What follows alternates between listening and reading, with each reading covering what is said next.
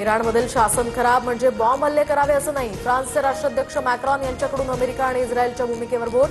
तर मागील 20 वर्षात इराक, अफगाणिस्तान, लिबियामध्ये हल्ले करून काय मिळवतायत, मॅक्रॉन यांचा सवाल. हॉर्मुझच्या सामुद्रधुनीमधून इराणची नवी वसुलीची योजना. हॉर्मुझमधून जाणाऱ्या जहाजांकडून $20 लाख मागणी. जहाजांच्या सुरक्षिततेसाठी हे शुल्क आकारत असल्याचा सुद्धा इराणचा दावा. पाकिस्तानात महागाईचा भडका. पेट्रोल डिझेलच्या किमतींमध्ये मोठी वाढ. पेट्रोल ₹458 तर डिझेल ₹520 प्रति लिटर. अन्न आणि वीज दरात सुद्धा वाढ होण्याची शक्यता. माझा आवाज दाबला गेला पण मी हरलो नाही. सार्वजनिक विषयांवर बोलणं गुन्हा आहे का? मी काही चुकीचं केलंय का? आम आदमी पक्षानं उपनेतेपदावरून काढल्यानंतर राघव चड्ढांचा सवाल.